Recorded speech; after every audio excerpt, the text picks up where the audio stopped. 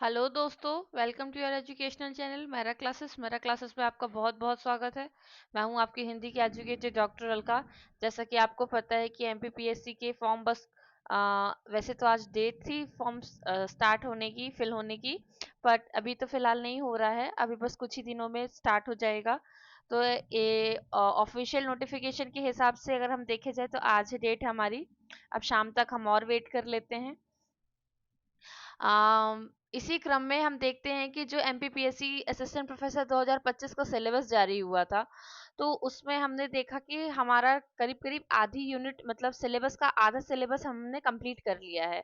तो unit 1 2 3 almost आधा 4 हो चुका है हमारा, और यूनिट 10 हमारी हो चुकी है। तो मतलब करीब करीब हमारा आधा सिलेबस बस बचा हुआ है। तो वो भी हम जल्दी से जल्दी कंप्लीट करने में लगे हुए हैं।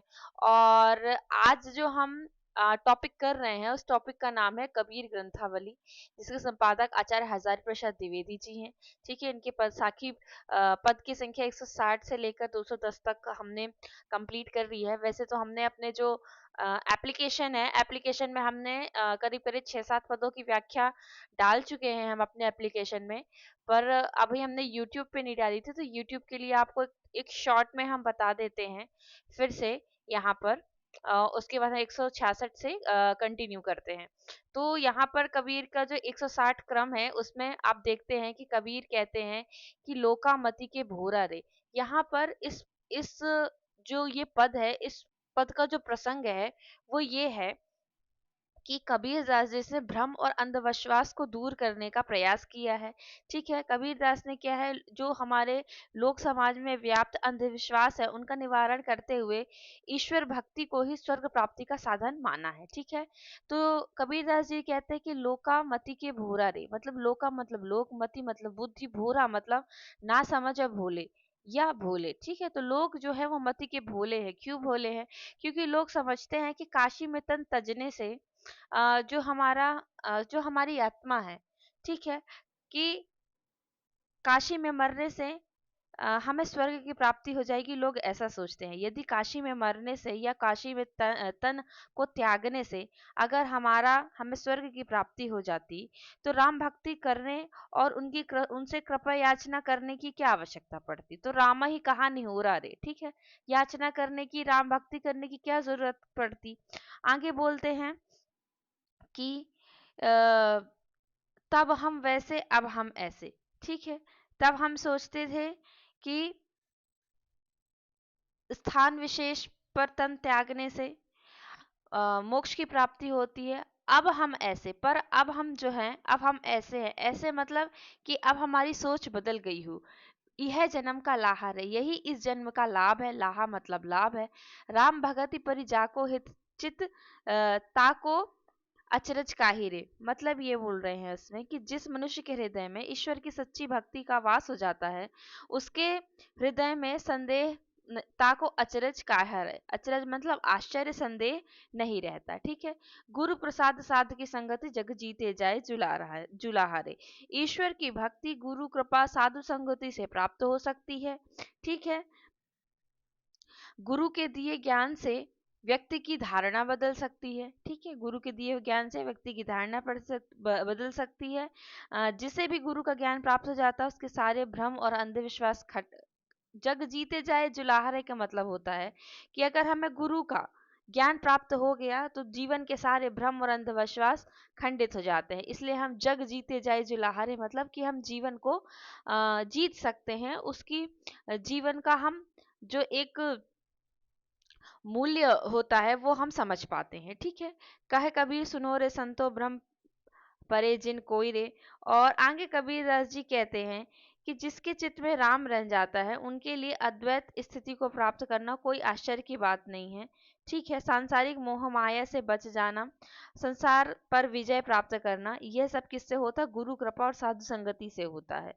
और कहते हैं कि संत संजनों सुनो, तुम भ्रम में मत पड़ना, काशी में मरने से स्वर्ग की प्राप्ति हो जाएगी। काशी जैसा है वैसा ही मगहर है, दोनों में कोई भेद नहीं है। ठीक है, काशी मगहर कैसे हैं? काशी मगहर ऐसे ही है। ऊसर, यहाँ ऊसर का मतलब है कि अनुपजाऊ। भूमि, ठीक है। काशी जैसे काशी है वैसे ही मगहर ऊसर है, ठीक है। हृदय राम गति सोई रे, जैसे काशी वैसा मगहर, दोनों में कोई भेद नहीं है। राम के प्रति सच्ची भक्ति से ही ईश्वर से ईश्वर की प्राप्ति यानी आपकी मुक्ति, आपकी आत्मा की मुक्ति हो सकती है। काशी में मरने से या तन त्यागने से नहीं हो सकती। आगे जो पद है उसमें कबीरदास जी कहते हैं कि जो पूजा होती, सेवा होती, नियम व्रत होता है, ये ब्रह्मचारियों चारों को बाह्य आचारों को व्यर्थ माना है कबीरदास जी ने, ठीक है। उनका मानना है कि ईश्वर इन ये बाह्य आडंबरों और आचार्यों से प्रसन्न नहीं होते हैं। ईश्वर को प्राप्त करने के लिए क्या चाहिए? सहज भक्ति चाहिए, ज्ञान चाहिए और सत्संग चाहिए, ठीक है। तो हम एक काम करते हैं कि ये जो हमारी ये दोनों लाइन है, पद संख्या 161 और पद संख्या 162, हम दोनों को जोड़ कर पढ़ते हैं क्योंकि करीब करीब ये दोनों ज्ञान भक्ति से संबंधित है। तो कबीरदास जी कहते हैं कि ईश्वर बाह्य आचार्यों, पूजा, सेवा, नियम व्रत आदि से प्रसन्न नहीं होते। ये सब गुड़ियों का खेल है। कैसे? बाह्याचार्य से कुछ भी हाथ नहीं लगता जब तक ईश्वर के लिए सच्ची भक्ति और अनुराग न हो, सब व्यर्थ है, ठीक है। जैसे ये उसी के जैसे है जैसे गुड्डे गुड़ियों का खेल होता है, ठीक है, जो कभी भी कैसे भी टूट सकता है।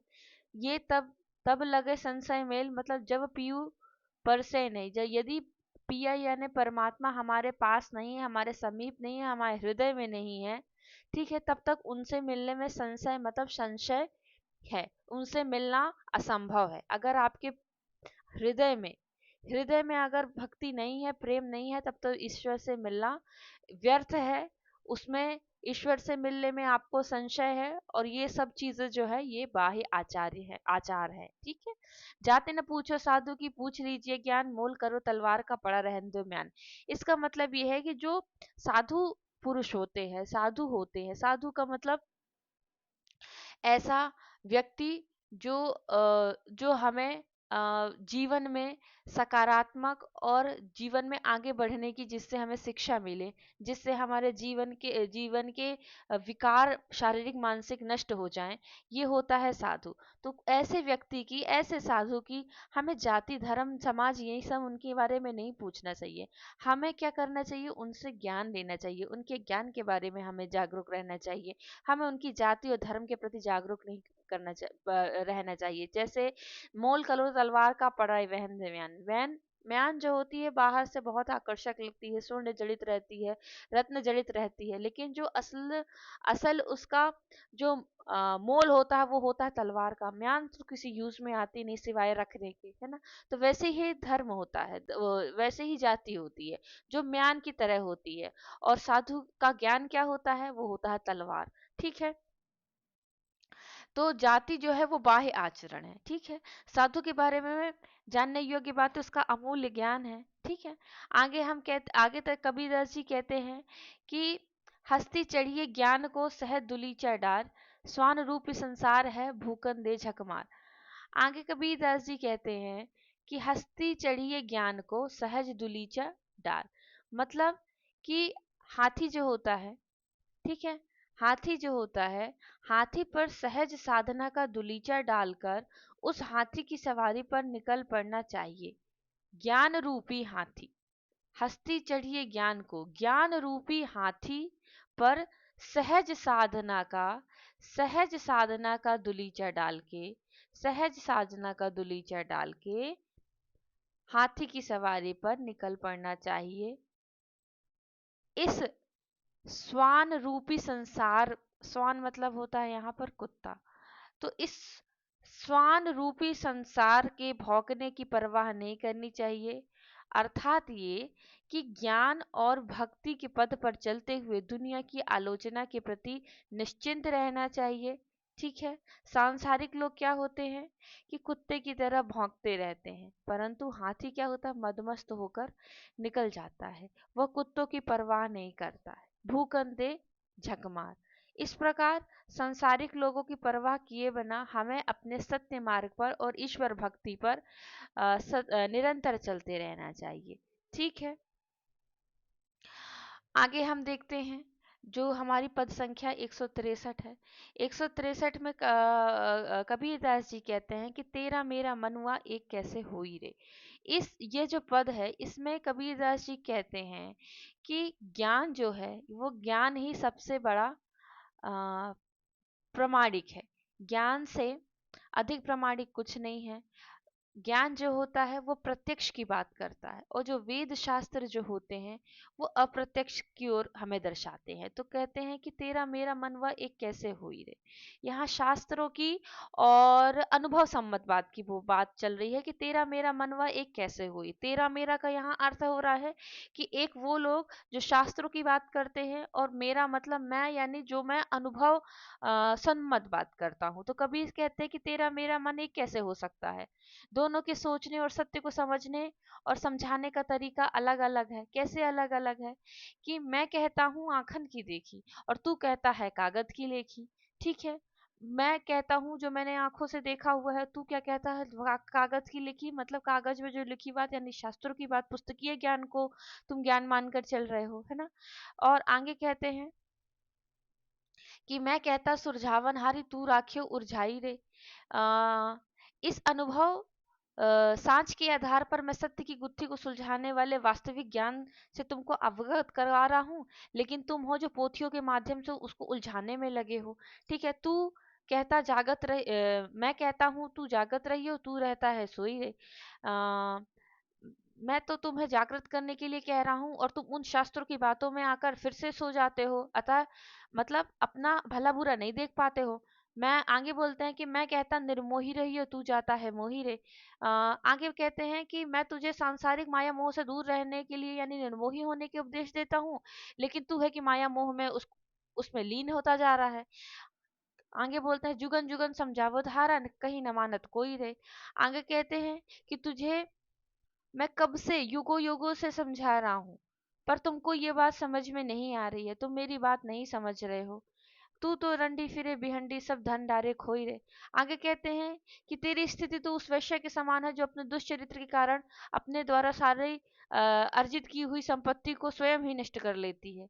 गुरु के उपदेश की सतगुरु धारा, ठीक है ये धारा है, सतगुरु धारा निर्मल बाहे। बाहे मतलब बहे, धारा मतलब क्या होता है, जैसे पानी की एक पानी की धारा है, वही सतगुरु की धारा है। सतगुरु मतलब ज्ञान की धारा है। तो कबीरदास जी कहते हैं कि गुरु के उपदेश की निर्मल धारा में यदि हम अपने बामे काया, काया है ना, काय मतलब काया, तो कहते हैं कि सतगुरु की उपदेश की निर्मल धारा में यदि हम अपने शारीरिक और मानसिक विकारों को धो लें, है ना, तो कहत कबीर सुनो भाई संतो तभी वैसा होई रे। तो तभी हमारा जो मन है वो निर्मल होगा, उस ईश्वर में एकाकार हो सकेगा। ठीक है, इसमें इस पद में गुरु के महत्व पर कविदास जी ने ध्यान देने का प्रयास किया है, हमें बतलाया है कि गुरु का महत्व क्या होता है। आगे हम देखते हैं 164 पद में देखते हैं कि दुल्हन अंगिया काहे न धोवाई रे। ठीक है, इन इस जो ये जो पद है, इस पद में कबीरदास जी का मतलब है कि जीवात्मा से संबंध है। जीवात्मा रूपी वधु को कहते हैं कि अंगिया मतलब अपने हृदय और शरीर की बात की गई है। यहाँ दुल्हन से संबंध है शरीर रूपी शरीर का, और अंगिया से संबंधित है अंगिया संबंध है आपके मन से, आत्मा से। तो यहाँ कबीर कबीर जी कह रहे हैं कि दुल्हन अंगिया काहे न धुवाई रे। ठीक है, कि तुमने अपना मन क्यों नहीं धुला है। जीवात्मा को संबोधित हुए कहते हैं कि जीवात्मा रूपी दुल्हन, हे जीवात्मा रूपी दुल्हन, तुमने इस शरीर रूपी अंग वस्त्र को धोकर निर्मल क्यों नहीं किया। ठीक है, अंग वस्त्र को, शरीर रूपी दुल्हन मतलब आत्मा, सॉरी गलत हो गया, दुल्हन मतलब आत्मा, अंगिया मतलब अंग वस्त्र। ठीक है, अंग वस्त्र मतलब हमारा शरीर। तो हे आत्मा, जीवात्मा, दुल्हन रूपी जीवात्मा, अंगिया मतलब अंग वस्त्र, शरीर रूपी अंग वस्त्र को तुमने काहे न धुलवाया। धुलवाया मतलब निर्मल क्यों नहीं किया। बाल पन्ने की मैली अंगिया विषय दाग पर जाई रहे। बाल पन्ने मतलब जब आप पैदा होते हैं तब से कि ये कितनी मलिन है, ना जाने कब से इस पर विकारों की परत चढ़ती आ रही है, और अब तो इसमें विषय वासना का भी दाग लग गया है, विषय दाग पर गई है, पर जाई। अब हम देखते हैं कि परमात्मा रूपी प्रियतम तभी प्रसन्न होगा, बिन धोए पिए रीझत नाही, सेज से देत गिराई रे। क्योंकि आपने इसको साफ नहीं किया है, आपने इसको अपनी आत्मा को निर्मल नहीं किया, शरीर को निर्मल नहीं किया है, इसलिए पिया पिया मतलब परमात्मा आपसे प्रसन्न नहीं है। ठीक है। जब यह काया रूपी जब यह काया अ, वस्त्र निर्मल होता है, जब ये हमारा जो काया है, जिसको अंगिया कह रहे हैं, जब ये काया वस्त्र निर्मल होता है, और तभी प्रिय, हाँ, प्रिय यानी परमात्मा प्रसन्न होते हैं। पाप और मलिनता से उनको इतनी घृणा है कि वह आपको शैया से नीचे गिरा देते हैं, पिया आपको। परमात्मा को मतलब इतना घिन आती है पाप और मलिनता से कि वो आपको अपनी सेज पर, मतलब अपनी भक्ति, अपनी शरण में नहीं ले रहे हैं, आपको नीचे गिरा दे रहे हैं।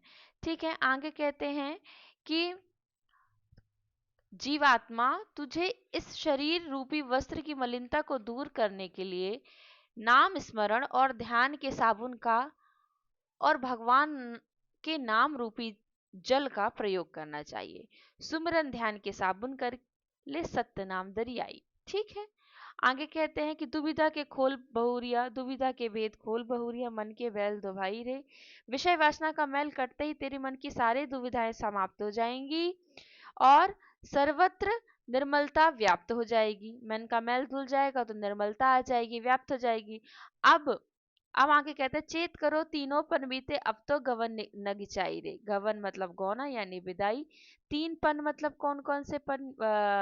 तीन पन मतलब यहाँ पर होता है आपका बाल्यावस्था, युवावस्था और प्रौढ़ावस्था।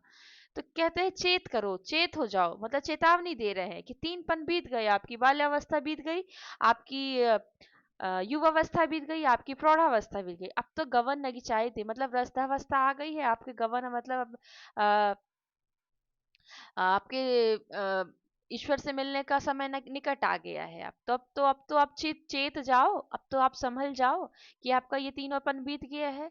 अब आप समझ जाओ, पालनहार द्वार है ठाड़े, अब काहे पछताई रे। कहते हैं कि तेरी तीनों अवस्था निकल चुकी है, अब तेरी चौथी अवस्था आ गई है और तेरे जाने का समय भी आ गया है, तो तेरी संसार से विदाई होने का समय आ गया है। तेरे पालनहार, तेरे प्रियतम तेरे द्वार पर खड़े हैं, तुझे साथ ले जाने की प्रतीक्षा कर रहे हैं। तो अब तुझको क्यों पश्चाताप हो रहा है? अभी तक तूने इस काया को निर्मल नहीं किया, और अब जब तेरी वृद्धावस्था आ गई है तो अब तुझे डर लग रहा है, अब तू पछता रहा, पश्चाताप कर रहा है।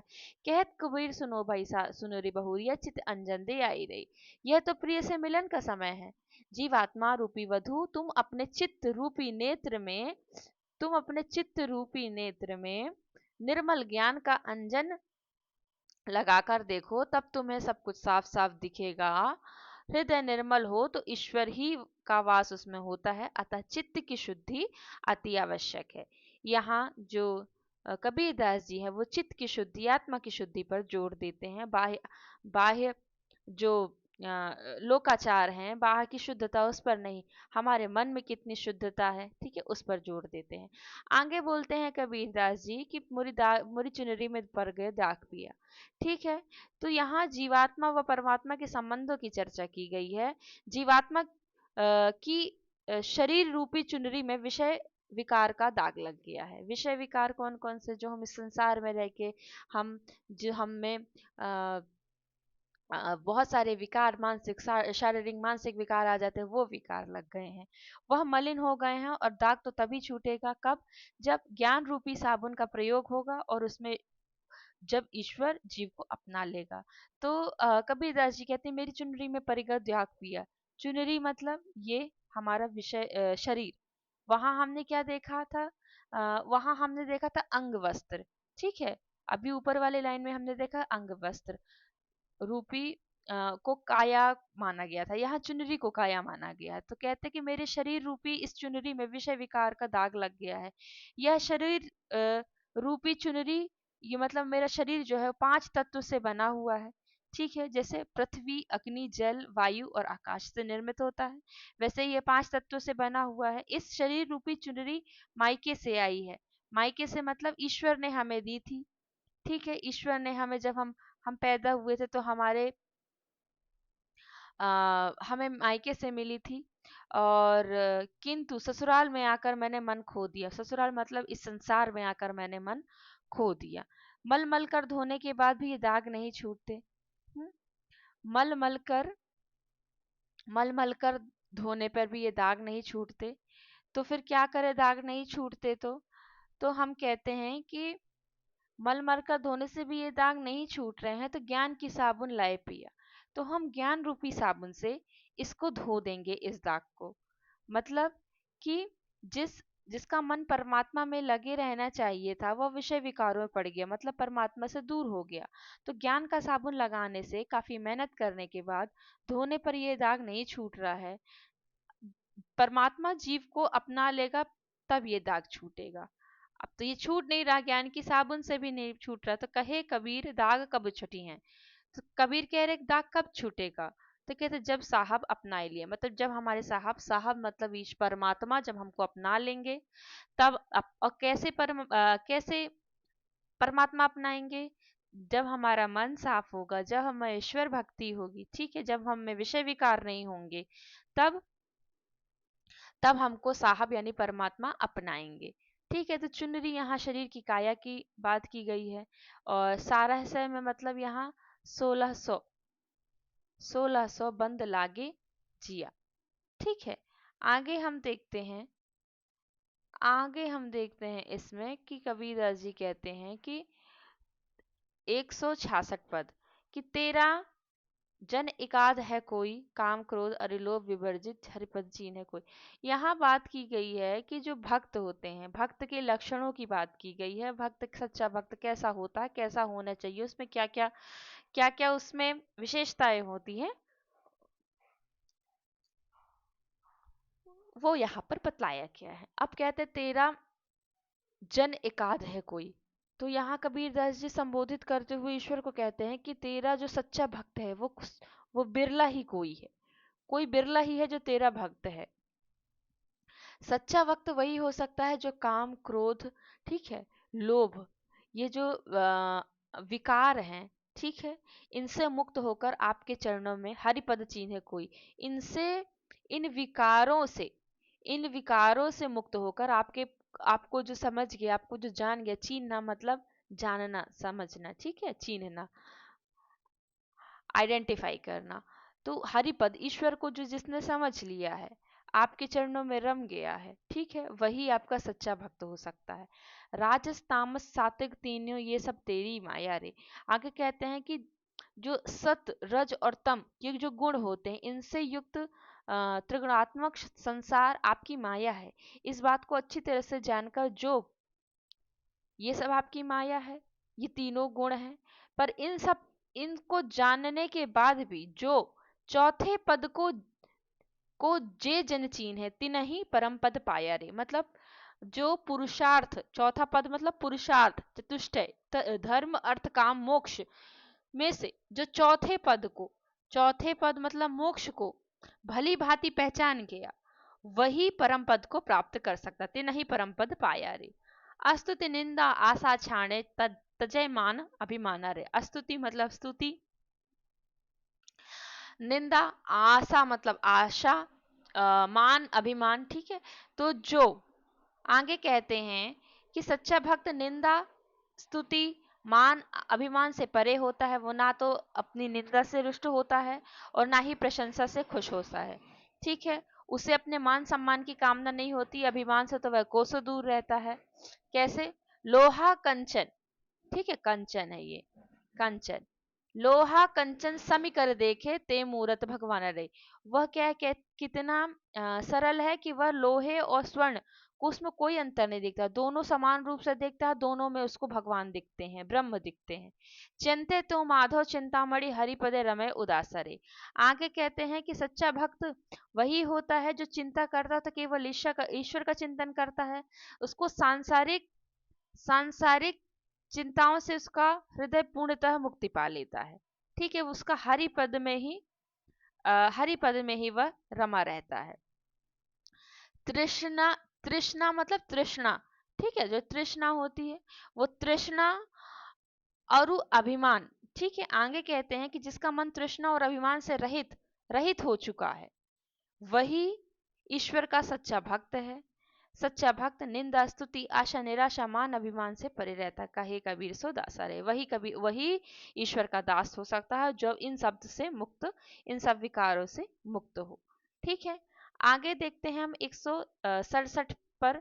अबुझा लोग कहाँ लो बुझाए, बूझनहार विचारो। ठीक है, कबीरदास जी इस पद में कहते हैं कि ईश्वर को समझने के लिए सभी दावों पर अपने अनुभवी दृष्टि से विचार किया है कि ईश्वर को कैसे पाया जा सकता है। कि कहते हैं कि ईश्वर को समझने वालों से कहते हैं, जो लोग ये दावा करते हैं कि हम ईश्वर को समझते हैं, तो उनको कहते हैं कि ईश्वर को समझने वाले जरा इस बात पर विचार करो कि अब तक जो लोग स्वयं अबूझ हैं वे कहाँ तक समझ पाए हैं ईश्वर को। अबूझा लोग कहाँ लो बूझे बूझनहार विचारो। ठीक है, उनसे पूछते हैं जो लोग ये दावा करते हैं कि हम ईश्वर को जानते हैं, जो ये लोग ठेका लेकर रखे हैं कि ईश्वर तक पहुंचाने का मार्ग उनसे जाता है। ठीक है, कहने का मतलब है कि जिन लोगों के आधार पर तुम उस ईश्वर को समझने का प्रयास कर रहे हो, क्या उनके आधार पर उसे समझा जा सकता है। यहाँ व्यक्ति विशेष वर्ग विशेष की बात हो रही है कि जो लोग ये दावा करते हैं कि वे ईश्वर के अनुयायी हैं, ईश्वर को समझते हैं, वो आपको भी ईश्वर तक पहुंचा सकते हैं, ये उनके लिए कहा गया है। कबीरदास जी कहते हैं कि वो स्वयं से प्रश्न करते हैं कि केते रामचंद्र तपसी जे जिन जग यह भरमाया रे। आगे वो कहते हैं कि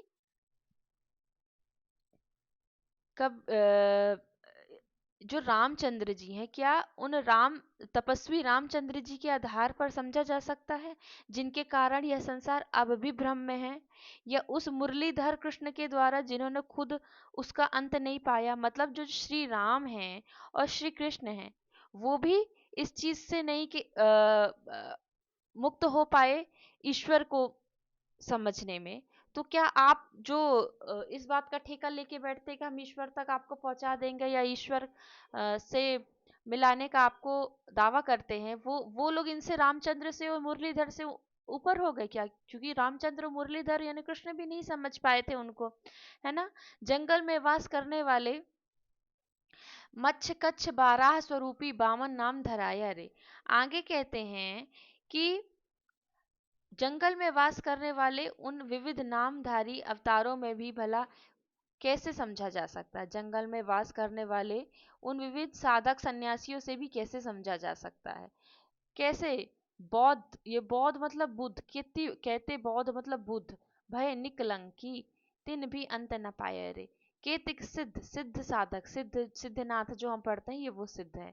सिद्ध साधक सन्यासी जिन बनवास बसाया रे। केते मुनि जन गोरख कहिए तिन भी अंत न पाया रे। यहाँ सिद्ध, गोरख, बौद्ध, विष्णु, आपके वामन रूपी, जो विष्णु ने ये अवतार लिए थे ना, ये वाले मच्छ कच्छ बाराह स्वरूपी वामन नाम, ये विष्णु की बात हो रही है, कृष्ण की बात हो रही है, रामचंद्र की बात हो रही है, ये सिद्धों की बात हो रही है। यहाँ पर जिन बन बैस, यहाँ जैनों की बात हो रही है, यहाँ गोरख पंथ या पंथ नाथ संप्रदाय की बात हो रही है। इन सभी संप्रदाय को लेकर वो कहते हैं कि इनमें से कोई ईश्वर को नहीं समझ पाया है। ठीक है, जो लोग, तो ये लोग कैसे ठेका ले सकते हैं। तो इतने सारे लोगों ने ईश्वर को नहीं समझ पाए हैं, ईश्वर को नहीं वो कर सकते हैं। ईश्वर को आगे कहते हैं कि जिसकी गति स्वयं ब्रह्मा भी नहीं जान पाए, शिव सनकादिक सब हार बैठे, मतलब जाकी गति ब्रह्मा नहीं पाए, शिव सनकादिक सब हार बैठे, उनकी गति नहीं जान पाए। तो के गुण नर कैसे पई हो, कहे कबीर पुकार। तो उसका गुण भला मनुष्य कैसे जान सकता है, उस ईश्वर को मनुष्य कैसे जान सकता है। मतलब ये कि मनुष्य भी उसके रहस्य को नहीं जान सकता। देखिए इस पद में दो चीजें हैं। एक तो कबीरदास जी यहाँ पर अवतारवाद का खंडन करते हैं, और दूसरी बात ये है कि जो कथा कथित कुछ लोग होते हैं जो ईश्वर से मिलाने का आपको दावा करते हैं उनके लिए भी एक प्रकार का खंडन है कि उस अनंत परमात्मा को कभी न रामचंद्र, न कृष्ण, न विष्णु, न बौद्ध, न सिद्ध, न नाथ, न शिव सनकादि कोई भी उस ब्रह्म को, परमात्मा को नहीं समझ सके हैं। तो ये मनुष्य के बस की बात नहीं है। ठीक है, इसका ये कारण परमात्मा को बस हम सिर्फ उनकी भक्ति कर सकते हैं, उनका भजन कीर्तन कर सकते हैं, उनसे आराधना कर सकते हैं, उनसे याचना कर सकते हैं, पर उनको जानने समझने का हम दावा नहीं कर सकते। आगे कहते हैं कि 168 पद में कहते हैं कि साधो देखो जग वो राना। अब इस पद में कबीरदास जी कहते हैं कि जो समाज में व्याप्त अंधविश्वास है, धार्मिक पाखंड है, उसका खंडन कहते हैं। हिंदू मुस्लिम दोनों धर्मों में व्याप्त जो कुरीतियां हैं, पाखंड है, बाह्याचार्य है ना, उनको समझाने का प्रयास करते हैं, और राम रहीम दोनों में कोई तात्विक भेद नहीं है, ये भी समझाने का प्रयास करते हैं। ठीक है, वो कहते हैं कि इनमें देखो सिर्फ शब्दगत ही भेद है। आगे कहते हैं साधु देखो जग बनाना। कहते देखो भाई जग बनाना है, मतलब कि दुनिया जो है वो बावली हो गई है। जो सच कहने वालों को मारने दौड़ती है और झूठ कहने वालों पर विश्वास कहती है। साची कहो तो मारन धावे, झूठ कहे पतियाना। ठीक है, आगे कहते हैं हिंदू कहते हैं कि राम उनका परमात्मा है, जबकि मुस्लिम कहते हैं रहमान अपने को। हिंदू कहत राम हिंदू कहत राम हमारा, मुसलमान रहमाना। ठीक है, मुसलमान रहमाना। फिर क्या है, आपस में दो लड़ाई मरत हैं और मरम कोई नहीं जाना। आपस में क्या करते हैं, दोनों लड़ते झगड़ते हैं, पर ये जो जिसका जिसका नाम ले रहे हैं राम और रहमान का, इसका वो मर्म नहीं समझते हैं। ठीक है, वो नहीं समझते हैं कि ये ईश्वर के ही दो नाम हैं। आगे कहते हैं कि बहुत मिले मोहि नेमी धर्मी, प्रात करे असनाना। अब आगे हिंदुओं की जो नित्य नियम प्रथा है, उसके आगे उसके लिए कहते हैं कि बहुत मिले मुझे, मैंने बहुत से नियम धर्म को पालन करने वाले लोगों को देखा जो प्रातः काल स्नान करके अपने अपने को शुद्ध करके, ठीक है, अपने को शुद्ध करके आत्मा में स्थित परमात्मा को छोड़कर पत्थर पूजने जाते हैं। आत्म छोड़ी आत्म छाड़ी पशाणे, पशाणे मतलब पत्थर पूजे, तिनका थोथा ज्ञाना। थोथा मतलब होता है कि जिसमें कोई भी वजन ना हो, हल्का हो, ठीक है, खाली हो, भीतर से खोखला हो। आत्म छाड़ी, आत्म मतलब आत्मा में स्थित परमात्मा को छोड़कर पत्थर पूजते हैं। ऐसे लोगों का ज्ञान थोथा है। बहुत सारे योगी यति आसन लगाकर बैठ जाते कि तू अपने मन में अहंकार पाले हुए है। आसन मार डिंभ, डिंभ मतलब वही, डिंभ मतलब होता है कि अहंकार, ठीक है, अभिमान, मन में बहुत गुमाना, बहुत अहंकार पाले हुए हैं। ठीक है, आसन, डिंब आसन, ठीक है, गुमाना, अभिमान। तो बैठ जाते हैं अपने मन में अहंकार पाले हुए। पीपर पाथर पूजन लागे, तीरथ व्रत भुलाना। भला पीपल पत्थर की पूजा करने वाले लोगों को या तीर्थ व्रत में लीन रहने वाले लोगों को ईश्वर की प्राप्ति कैसे हो सकती है? ठीक है, माला पहिरे, टोपी पहिरे, छाप तिलक अनुमाना। आगे कहते हैं कि बाह्य डंबरों को प्रदर्शन करने वाले ये साधु सन्यासी ढोंग करते हैं, जो तरह तरह की मालाएं टोपी पहनते हैं, ये माला तिलक टोपी आदि में खोए रहते हैं। साखी शब्द गावत भूले, आत्म खबर न जाना। आगे कहते हैं कि साखी शब्द गाना भूल गए हैं, इन्हें अपने भीतर आत्म तत्व की कुछ भी खबर नहीं है। ठीक है, अपने आत्म खबर की कुछ भी खबर नहीं है। घर घर मंत्र जो देन फिरत है, माया के अभिमाना। कुछ ऐसे भी गुरु घंटाल हैं जो घर घर घूम कर मंत्र देते हैं, ये सभी स्वयं भी माया के वश में है। ठीक है, ये जो कबीरदास ने जिस समय ये लिखा था ना, उस समय ये आ, समाज में ये प्रथा रही, या समाज में ऐसा आ, आचार विचार रहा होगा। तो ये है कि घर घर मंत्र फिरत, देन फिरत है माया के अभिमान। उस समय के जो समाज में वर्ग विशेष के लोग रहे होंगे, उनके लिए कहा गया है। ठीक है, गुरुवा सहित शिष्य सब ढूंढे, अंतकाल पछताना। अब गुरु व शिष्य दोनों डूबते हैं। गुरुवा सहित शिष्य सब बूढ़े, बूढ़े मतलब डूबना, अंतकाल पछताना, और अंतकाल में ये सब पछताएंगे। बहुत से पीर औलिया भी हैं, कुरान पढ़ते हैं। बहुतक देखे पीर औलिया, पढ़े किताब कुराना।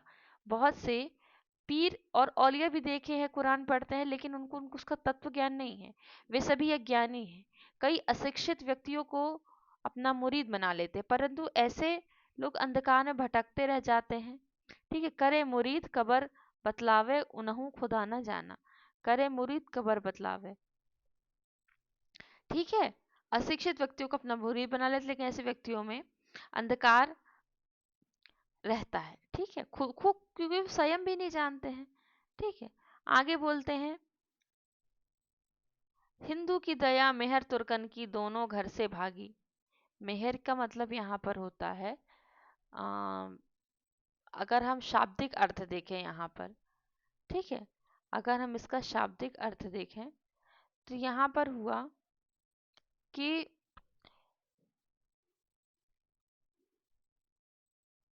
एक मिनट,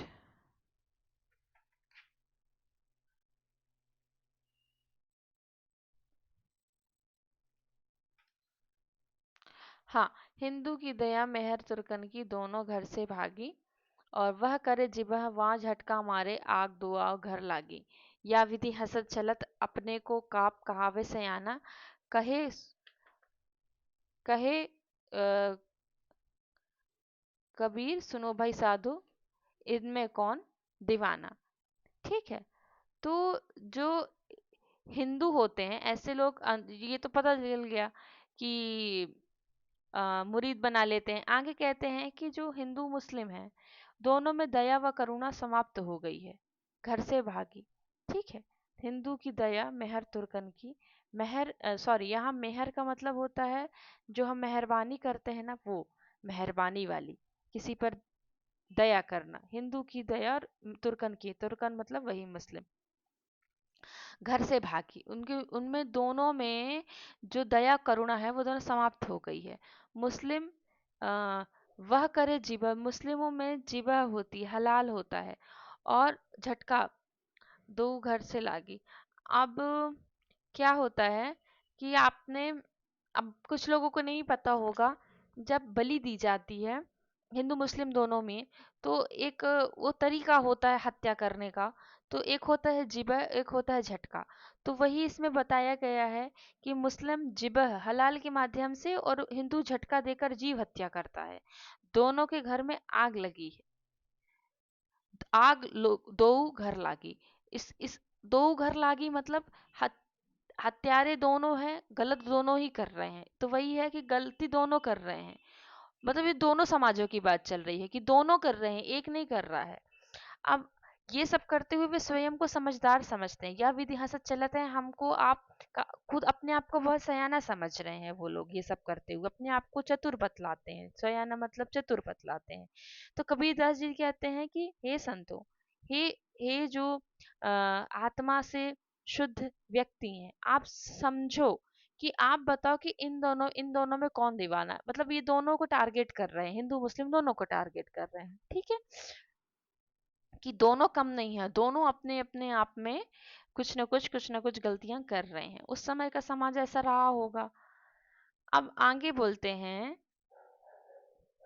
आगे कहते हैं, आगे वाले पद में हम देखते हैं, मियाँ तुम सो बोलियो बोलिया बड़ी बात। अभी आप शब्द देख रहे हैं, इनके शब्द हम आगे आगे देखते जाते हैं तो उनके शब्द हमको कितने डिफरेंट मिलते हैं। यही होती है सदुक्कड़ी भाषा, इसमें कितना चेंजेस हमें देखने मिलता है। तो आगे 169 पद में कबीर कहते हैं कि मियाँ तुम सो बोलियां बड़ी नहीं आवे। ठीक है, मियाँ, अब मियाँ तो हम वैसे प्रायः यह शब्द हम मुस्लिम समाज में सुनते हैं मियाँ, हिंदू समाज में तो ये बोला नहीं जाता। पर चूंकि कबीर की भाषा सादुक्कड़ी है, इसलिए उसमें आपको इनके पद में हर समाज का शब्द दिखाई देगा। तो कबीरदास जी ने प्रस्तुत ये पद है, इसमें बाह्याचार्यों का खंडन किया है, और जो विकार होते हैं हमारे, उनको प्रभु की प्राप्ति में बाधक माना है। तो वही बोल रहे हैं कि ए मियाँ, तुम्हें ईश्वर को पुकारना नहीं आता, मैं तो प्रभु का बंदा हूँ तथा उसी के प्रति समर्पित हो गया हूँ। हम मस्कीन खुदाई बंदे, तुम्हारा जस मनी भावे। हम तो प्रभु के बंदे हैं, उन्हीं पर समर्पित हो गए हैं। ठीक है, और तुम्हें जो रास्ता अच्छा लगे उसका तुम अनुसरण करो। आ, प्रस्तुत ये जो पद है कबीरदास जी का, कबीरदास जी के पद में कबीरदास जी कहते हैं कि मैं प्रभु का बंदा हूं, लेकिन तुम और जो अन्य अन्य लोग हैं, है ना, अन्य लोग हैं, वो तुम लोग अपने लिए रास्ता खोजो, तुम्हारा मन जस नहीं भावे। ठीक है। अल्लाह अवली दीन का साहिब जोर नहीं फरमाया। आगे कहते हैं कि तुम्हें जो रास्ता अच्छा लगे तुम उसका अनुसरण करो। ईश्वर किसी एक का नहीं है, बल्कि हिंदू और मुसलमान दोनों का स्वामी है। जोर नहीं फरमाया, दीन का साहिब अल्लाह अवली।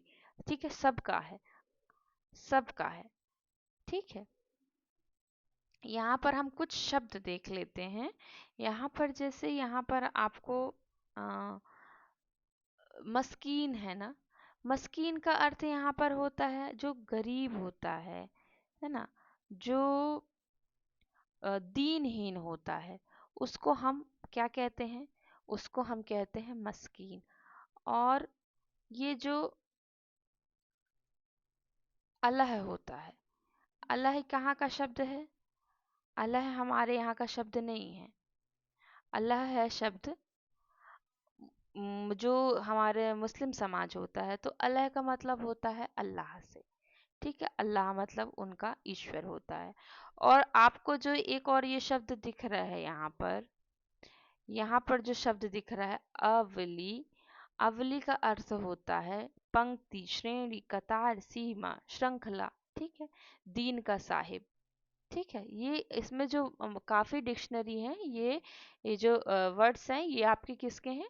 मुस्लिम के। तो आपको निवाज जैसे नमाज होता है, ठीक है, रोजा एक व्रत होता है उनका। मुर्शिद, आपने सुना होगा मुर्शिद, मुर्शिद का अर्थ आ, मुर्शिद का अर्थ होता है जहाँ तक मार्गदर्शक, शिक्षक, ये जो गाइड देता है ना, उपदेशक, उसको हम मुर्शिद कहते हैं। ठीक है। और आगे हम कलम बिसत ना हो ही रे, आगे हम देखते हैं यहाँ पर खसम। ये खसम, ये भी खसम मतलब एक प्रकार से हम पति के संबंध में वहाँ संबोधित करते हैं, आया जान साईं को। ठीक है, चलिए आगे हम जैसे जैसे शब्द आएंगे वैसे वैसे आपको बताते हैं। तो आगे कहते हैं, हम फिर से एक बार शुरू करते हैं। कबीरदास जी कहते हैं कि ए मियाँ, तुम मतलब समाज को संबोधित हुए करते हैं कि ए मियाँ, तुम्हें ईश्वर को पुकारना नहीं आता है। मैं तो अभी प्रभु का बंदा हूँ, उसी के प्रति समर्पित हो गया हूँ। हम मस्कीन खुदाई बंदे, ठीक है, दीन बंदे हम खुदा के, तुम्हारे जस नहीं, तुम्हारा जस मनि भावे। तुम अपना देख लो, तुम्हें जो रास्ता अच्छा लगे। अल्लाह अवली दीन का साहिब जोर नहीं फरमाया, उसी का अनुसरण करो। ईश्वर किसी एक का नहीं है, बल्कि वह अल्लाह अवली दीन का साहिब जोर नहीं, किसी पर जोर नहीं, वो सबका है। ठीक है। और वह अहंकारियों के हृदय में नहीं रहता। ठीक है। मुर्शिद पीर तुम्हारे हैं को कहाँ, कहो कहाँ थे आया। ठीक है, वो कहते हैं कि जो अहंकारियों के हृदय में रहते हैं, कबीर कहते हैं कि मुसलमानों से पूछते हैं कि तुम्हारे पीर मुर्शिद कहाँ से आए हैं, कहाँ थो आए, ये कहाँ थे आया, तुम्हारे पीर मुर्शिद कहाँ से आए हैं। आगे कहते हैं कि रोजा, नमाज, कलमा पढ़ने से तुम्हें स्वर्ग नहीं मिल सकता, क्योंकि स्वर्ग की प्राप्ति इन रोजा करे, नमाज गुजारे, कलमे, कलमे मतलब कलमा, कलमा जो पढ़ते हैं पाठ होता है, तो वही बोल रहे हैं कि कलमा पढ़ने से तुम्हें स्वर्ग नहीं मिल सकता, क्योंकि ये स्वर्ग की प्राप्ति बाह्य आडंबरों से नहीं होती है, तुम बल्कि तुमको उसको उससे होती जिसके हृदय में ही काबा होता है। सतरी काबे, काबा वही काबा जो तीर्थ स्थान है उनका, एक दिल भीतरी जे जनी करी आवा, जो ईश्वर को ईश्वर की ओर अपनी दृष्टि कर लेता है, उसे धन दौलत में कोई रस नहीं मिलता।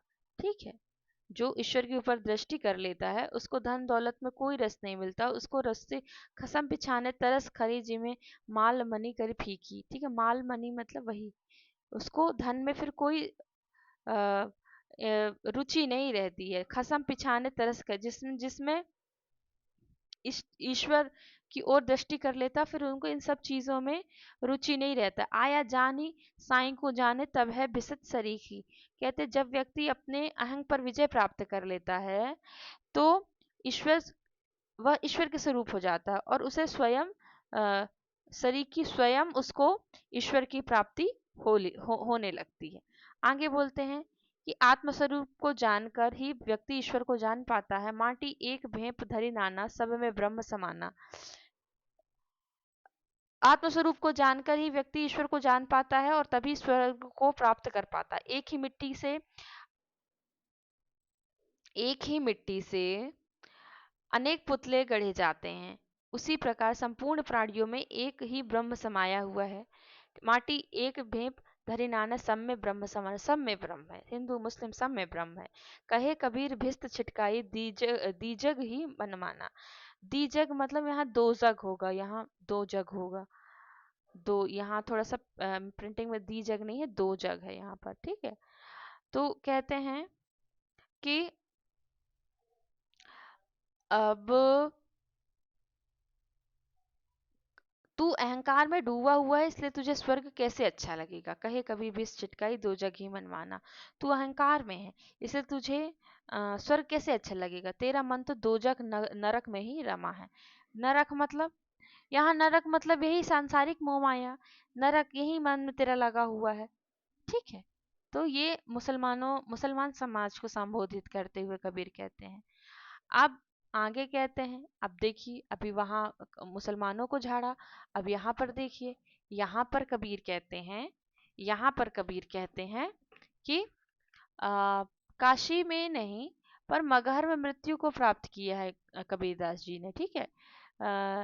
ताकि ये अंधविश्वास दूर हो सके कि काशी मरने स्वर्ग, जो हम पहले पंक्ति में पढ़ रहे थे, कुछ कुछ उसी संबंधित अब हम फिर यही स्थान विशेष का महत्व देख रहे हैं।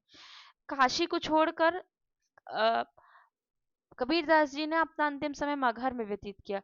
जिस बात को वो अपने मुंह से कह रहे थे उसी को अंत में उन्होंने सिद्ध करके दिखाया। कबीरदास जी ईश्वर को संबोधित करते हुए कहते हैं कि वह क्यों काशी तजे मुरारी, तेरी सेवा चोर भई बनवारी।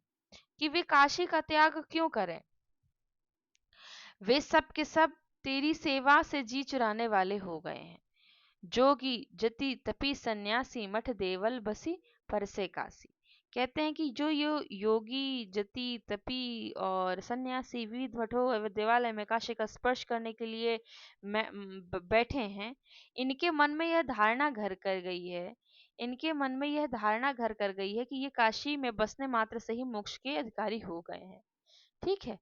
ये सब इनके मन में एक धारणा बस गई है। आगे कहते हैं कि 3 बार जे नित प्रति नहावे, काया भीतरी खबीर न पावे। कहते हैं कि ये दिन में 3 बार अपनी काया को धोते हैं, लेकिन इनकी काया के भीतर बसी हुई जो इनकी आत्मा की जो मलिनता है उसकी इनको खबर नहीं है। देवल देवल फेरी देही, नाव निरंजन कबहू न लेही। ये कहते हैं आगे कि ये विविध दीवालों में फेरी लगाते हैं, लेकिन उस निरंजन परमात्मा का इनके भीतर अता पता नहीं है। नाम निरंजन कबहू न लेंगे, निरंजन परमात्मा का नाम ये कभी नहीं लेंगे। उनकी उनकी जो महत्वता है उसका इनको ख्याल नहीं है। चिरन चरण विरद काशी को ना देहूं, कहे कबीर भल नरक जय हूं। तो आगे आगे कबीर दास जी अपने को संबोधित करते हुए कह रहे हैं कि आपके चरणों में भक्ति करके मुक्ति को पालूंगा, मैं यह यश काशी को क्यों दूं। परमात्मा को संबोधित करते हुए कह रहे हैं कि मैं काशी को नहीं दूंगा ये यश। ईश्वर की परमात्मा की भक्ति मैं ईश्वर को परमात्मा को चरणों में भक्ति करके पालूंगा, लेकिन मैं ये इसका जो श्रेय है मैं काशी को नहीं दूंगा। आपके चरणों की वंदना करते हुए मुझे मगहर में ही मरना पड़े तो मैं तैयार हूँ। कहे कबीर भर लड़कर रजई हूँ, ठीक है। कहते हैं कि मैं ये श्रेय काशी को तो नहीं दूंगा, मैं आपको अपनी भक्ति से पालूंगा, चाहे मैं नरक को चला जाऊं, ठीक है। ये कह रहे हैं, मतलब ये स्थान विशेष को महत्व न देने का इसमें विषय है। आगे हम देखते हैं पद संख्या 171 में कबीर कहते हैं कि बहुविध बहुविध चित्र बनाए के हरि रचियो क्रीड़ा रास, जही न इच्छे इच्छा झुलवे की ऐसी बुद्धि के पास। ठीक है, इसके पहले हम ये पद करने से पहले हम एक काम करते हैं। अभी हम ये पद छोड़ देते हैं, ये पद हम अभी छोड़ देते हैं। हम करते हैं पद संख्या हमारी 100,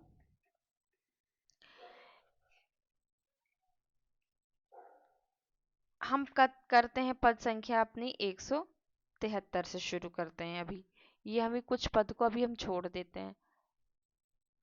बहुवचित्र बनाए के हरि जेहि न इच्छा झूले ऐसी बुद्धि के ही पास, झूलत झूलत बहु कल बीते मन न छोड़े आस, रचे हिंडोला अहो निसी। ये अभी हम थोड़ी देर से इसके शब्दों का थोड़ा सा एक एक आपको तथ्य बताने पड़ेंगे इसके शब्दों के, तो अभी एक दो शब्द अभी रह गए हैं, मैं अभी आपको इसको लास्ट में कर देती हूँ। ठीक है, ये वाले की लिखा नहीं है, तो हम ये वाली संख्या छोड़ के हम क्या करते हैं, हम ये वाली पद देखते हैं 173 देखते हैं। तलफे बिन बालम मोर जिया। तलफे यहाँ का अर्थ होगा यहाँ पर तड़पने से होगा। ठीक है, तो इस पद में कबीरदास जी कहते हैं कि जीवात्मा रूपी विरहणी की जो दशा है उसका चित्रण किया गया है कि मन व्याकुल है। ठीक है, मन व्याकुल है और आंखें प्रतीक्षा करते करते थक गई हैं। प्रिय मिलन की विरह वेदना असहनीय हो रही है और वह प्रिय से मिलने के लिए पुकार कर रही है। यहाँ पर क्या है, परमात्मा के बारे में बात की गई है, विरह की बात की गई। तलफे बिन बालम मोर जिया, कि मेरा मन प्रिय मिलन के लिए तड़प रहा है, मैं वियोग को सहन नहीं कर पा रहा हूँ। मेरी जीवात्मा विरह का वर्णन करती हुई कह रही है कि मेरा हृदय प्रिय मिलन के लिए व्याकुल है। ठीक है, तलफे बिन बालम मोर जिया, दिन दिन नहीं चैन रात ना ही निंदिया। ठीक है, चैन रात नहीं निंदिया, मुझे न दिन में चैन आता है न रात में नींद आती है। तलफ तलफ के भोर किया, तड़प तड़प कर रात दिन हो जा रहा है। तन मन मोर रहट अस डोले। आगे कहते हैं कि मेरे तन को न मेरे तन को चैन है, ना मेरे मन को चैन है, न मेरे मन में शांति है। ठीक है, यौवन बीता जा रहा है, प्रिय के बगैर सूनी शैया पर जीवन यूं ही बीता जा रहा है। सूनी सेज पर जन्म छिया। ठीक है, बीता जा रहा है। नैन चकित भय पंथ न सूझे, कहते हैं कि यौवन बीता जा रहा है और प्रिय की प्रतीक्षा करते करते मेरे नयन भी थक गए, कोई रास्ता भी नजर नहीं आता। मैं प्रिय की याद में तड़प रही हूँ और वह मेरी सुध भी नहीं लेता। कबीरदास जी कहते हैं कि हे संतों, जीवात्मा का दुख तभी दूर हो सकता है जब इसका मिलन प्रियतम परमात्मा से हो जाए, तभी उसकी पीड़ा हरो पीर दुख जोर किया, कि तभी उसकी पीर जो है वो दूर हो पाएगी। कब? जब परमात्मा से इसका मिलन हो पाएगा। परमात्मा मतलब ईश्वर से इसका जब मिलन हो पाएगा। ठीक है, अब आगे बोलते हैं, अविनाशी दूल्हा कब मिली हो भक्तन के रचपाल। ठीक है, अब आगे जो पद है उसमें कबीरदास जी कहते हैं कि कबीरदास ने स्वयं को जीवात्मा और परमात्मा को प्रिय मानकर जीवात्मा की विकल दशा का वर्णन किया है और जीवात्मा जो है वो प्रभु मिलन की इच्छा करते हुए उनके दर्शन के लिए व्याकुल हो रही है। तो उसी भाव में कबीरदास जी कहते हैं कि अविनाशी दूल्हा कब मिली हो। ठीक है, कब मिली हो? भक्तन के रचपाल। ठीक है, एक मिनट बड़ा कर दूं इसको थोड़ा सा। हाँ ठीक है, अविनाशी दूल्हा, कि अहे अविनाशी प्रियतम, तुम मुझे कब मिलोगे। अविनाशी दूल्हा, तुम अविनाशी प्रियतम परमात्मा, तुम मुझे कब मिलोगे? तुम तो भक्तों के रक्षक हो, तुम तो भक्तों के रक्षक हो। मछली जल से जल उपजल जल में जल ही से नेहा रटत पियास पियास। जो मछली होती है वो जल में ही उत्पन्न होती है, जल से ही उसका स्नेह होता है, फिर भी वो जीवन भर प्यास प्यास की रट चिल्लाती रहती है। यही यही जो स्थिति है वो जीवात्मा की है। क्या है कि यही जीवात्मा जो है परमात्मा से उत्पन्न होती है, परमात्मा में ही स्थित रहती है, लेकिन फिर भी उसी के लिए निरंतर व्याकुल रहती है।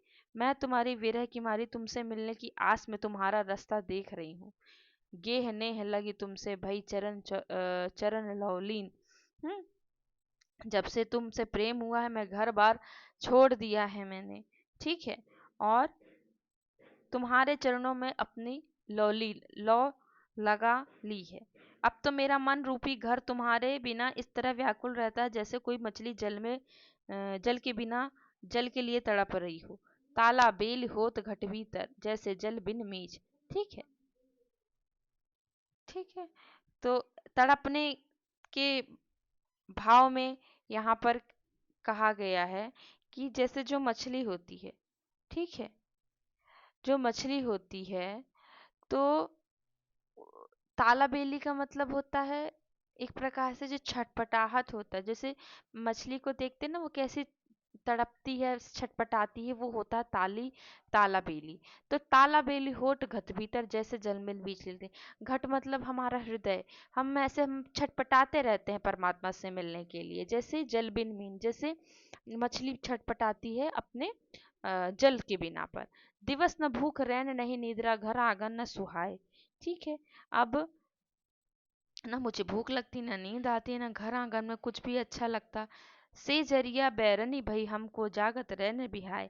कि अब अ, मुझे सेज अच्छी नहीं लगती, मुझे सेज बुरी लगती, सारी रात आंखों में ही निकलती प्रियतम, मैं तुम्हारी दासी हूँ और तुम मेरे पिया हो।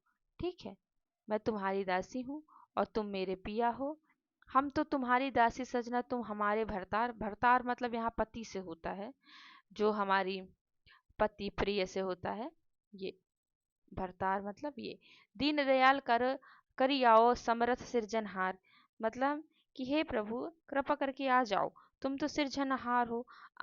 हम अभी हम अभी अपने प्राण त्याग देंगे।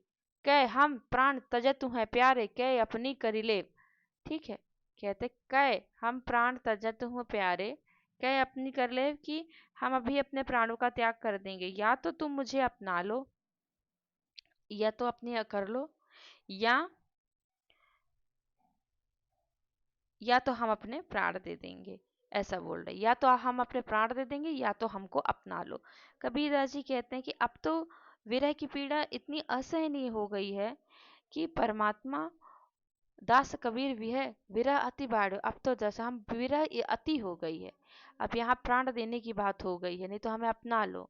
इतनी विरह अग्नि बढ़ गई है, हे प्रभु हमें अपना लो, हे परमात्मा हमको अपना लो, ऐसा कबीरदास जी कहते हैं।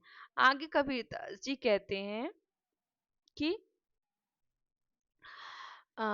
जीवात्मा का और परमात्मा के प्रति प्रेम दर्शाया गया है। ठीक है, जीवात्मा का मतलब मनुष्य का और परमात्मा का प्रेम दिखाया गया है यहाँ पर, कि जो जीवात्मा है वो अपने प्रियतम यानी परमात्मा को संबोधित करते हुए कहती है कि हे प्रिय, तू मेरे नेत्रों में आकर बस जा। ठीक है, नैना आतरी आव, तू मेरे नैनों में आके बस जा, ज्यों हो नैन झपे हूँ।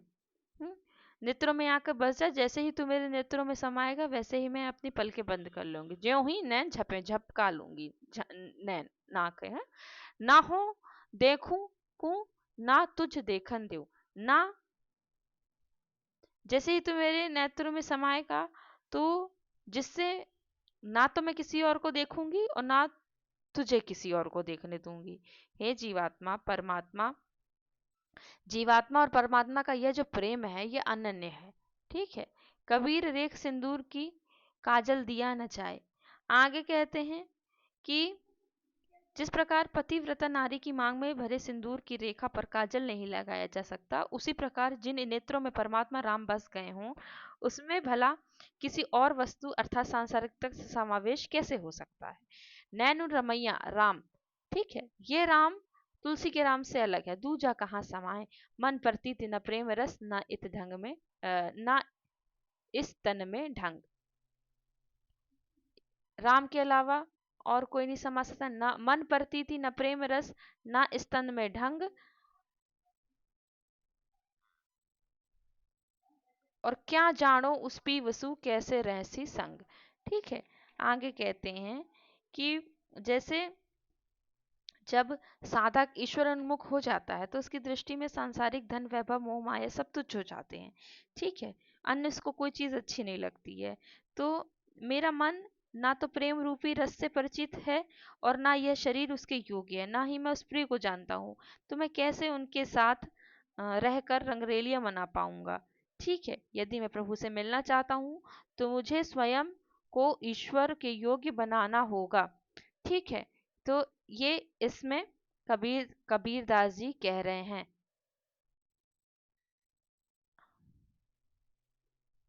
आगे हम देखते हैं कि नैनन की करी कोठरी पुतरी पलंग बिछाए। ठीक है, आगे कबीरदास जी कह रहे हैं कि जीवात्मा का परमात्मा के प्रति प्रेम भाव व्यक्त किया गया है।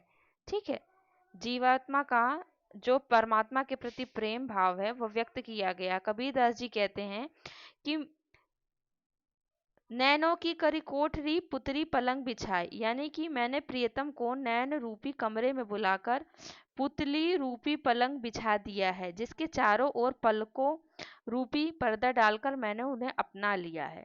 आगे बोलते हैं आगे बोलते हैं कि पलकों की चिकडार के पिय को लिया रिझाए। ठीक है, आगे कहते हैं कि मैंने पलकों रूपी पर्दा डालकर मैंने उनको अपना लिया है। प्रियतम को पतियां लिखूं कहीं जो होए विदेश। अगर मेरे प्रियतम कहीं विदेश चले गए होते तो मैं उन्हें पत्र लिखकर बुला लेती, पर जो तन मन और नयनों में है उनको क्या संदेश दूं। अगर बाहर होते तो संदेश देती, पर जो तन मन में है उनको क्या संदेश दूं। ठीक है, मतलब मतलब कि कबीरदास जी का अर्थ यहाँ पर है कि जो स्वयं ही मुझ में समाया हुआ है उसे बाहर ढूंढना व्यर्थ है, उसे हमें अपने अंदर ही ढूंढना चाहिए। यानी परमात्मा को हमको अपने स्वयं के अंदर ही ढूंढना चाहता है। परमात्मा हमारे भीतर है, उसको हमको बाहर ढूंढने की आवश्यकता नहीं है। आखैया तो झाई पड़ी पंथ निहार निहार, हाँ जी भड़िया छाला पड़िया राम पुकार पुकार। आगे देखते हैं कि कबीरदास जिस पद में कहते हैं कि जीवात्मा की परमात्मा के लिए विरहानुभूति का वर्णन है, और विरह दशा में आंखों में अब जाले पड़ने लगे हैं और राम पुकारते पुकारते जीभ में भी छाले पड़ गए हैं, पर मुझे परमात्मा के दर्शन नहीं हो पाए हैं। कहते हैं कि विरह विरह की अग्नि में जीवात्मा ने परमात्मा की बाट जोहते अपना बुरा हाल कर लिया है। आखड़ियां झाई पड़िया पंथ निहार निहार, आंखों में झाइयां पड़ गई हैं, पर उस प्रियतम का रास्ता देखते देखते पर वह दर्शन नहीं देते हैं, और जीभा में छाले पड़ गए हैं। मेरी जीभ भी राम पुकार पुकार के उसमें छाले पड़ गए हैं। हाथ में विरह रूपी कमंडल, विरह कमंडल कर लिए वैरागी दो नैन, यानी हाथ में विरह रूपी कमंडल रोते रोते आंसुओं से भर जाता है। ये वैरागी नयन प्रभु के दर्शन के लिए प्यासे हैं। ठीक है, ये वैरागी नयन ईश्वर के दर्शन के लिए प्यासे हैं। ईश्वर के दर्शन के लिए विरहणी जीवात्मा उसके प्रेम में पड़ गई है। शरीर की नसें तांत बन गई हैं और सब रंग तात रवाव तान विरह बजावे नित्य। ठीक है, शरीर सारंगी बन गया है, विरह बजावे नित्य, और ना सुन सके के साईं के चित्त। इस प्रकार यह सारंगी रात दिन बजती रहती है और जिससे मधुर संगीत उत्पन्न होता है, जिसे केवल परमात्मा ही सुन सकता है, भौतिक जीव नहीं सुन सकता है।